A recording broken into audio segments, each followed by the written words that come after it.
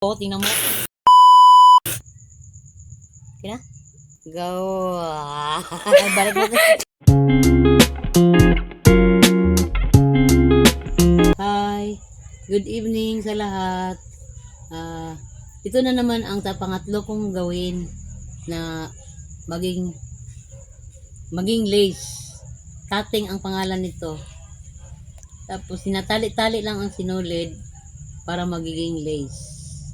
May sa ilalim ang hila, tapos sa ibabaw patas siya, tapos pa ilalim,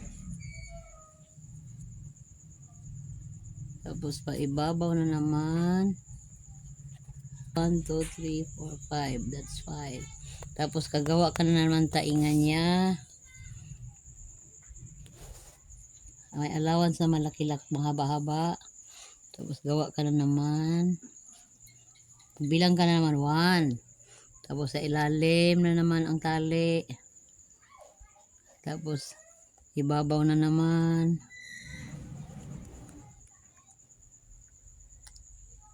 Oh, pangalawa na yan. Mahigpit na, paluwagan ko.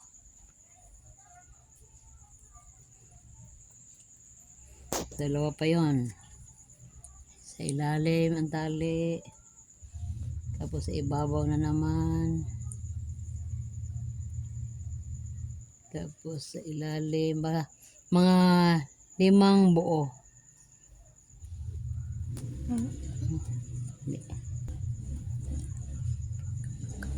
1, 2, 3, 4. Kulang pa ng isa.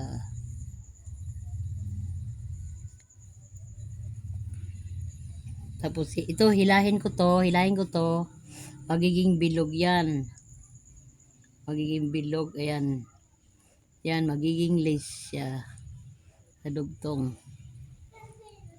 Yan. Itali ko ng mahigpit sa ilalim kaya para hindi maluluwag.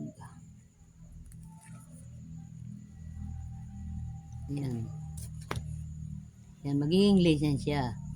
Pag mahaba na siya, pwede mo ilagay dito i-lace mo sa abaniko, dito sa sa pamaypay, yan, ganyan. Para maganda ang tingnan. Pwede rin centerpiece. Oh, pwede centerpiece, ilagay mo dito centerpiece. Pwede mo i-lace. Lagyan mo ng bulaklak. Pag may lap. Oh. Pwede yan. Ito, i-explain ko ng maigi itong paano magtating. Kay malalaki ang thread. Yung yarn kasi maliliit. Kaya ito, hawak mo itong ganito. Ganito. Tapos, ilagay mo yung kamay mo, daliri dito, ganyan. Dito sa ilalim, ang hatak. Hatak mo yan. Ito ang hatakin mo ng maigi. Tapos yan, pag ganyan.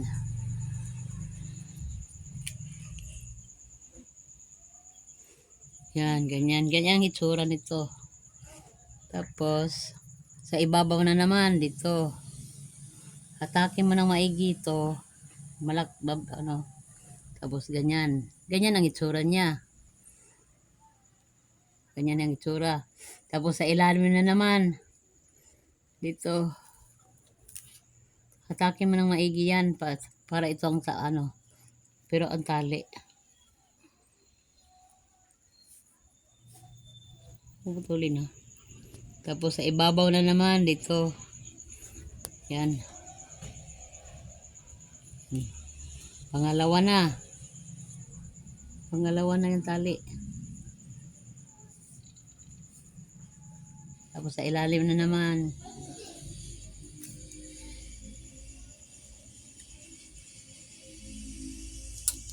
Tapos ito na naman.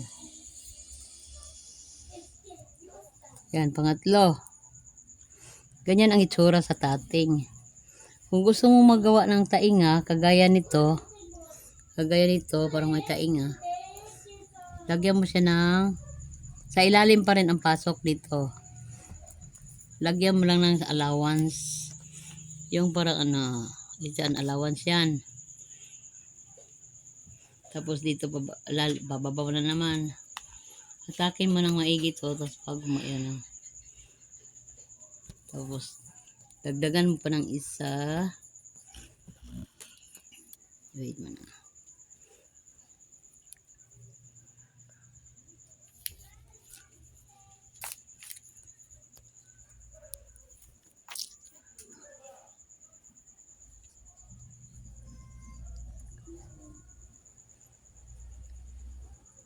Ayan. Yan, magiging na siyang tainga yan. Magiging tainga na yan. Yan, nakita nyo na may dulo dito, may tainga dito sa ibabaw, parang sungay. Tapos, gagawa na naman ganito sa gilid. Wait, parang di na magkasya. Ano lang to, try out lang to. Para ma-explain, makita yung malalaking thread. Gagawa ka naman ng allowance dito para kabilang tainga.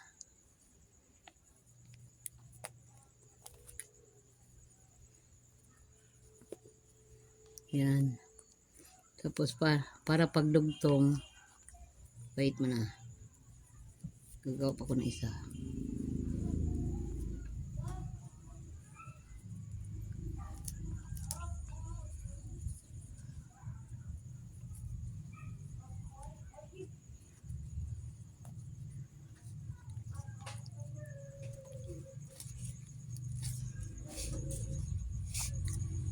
Yan, may tainga na naman. Yan. Ito siya, ang tainga. Pag hinihila mo yan, ganyan na yan. Yan, sarado na yan. Sarado. Ito dito. Yung pagdugtong dito sa ano, itong kabilang tainga yan. Yan.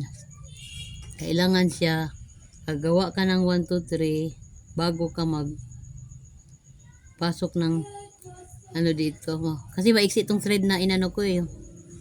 Anong sintas lang kasi to.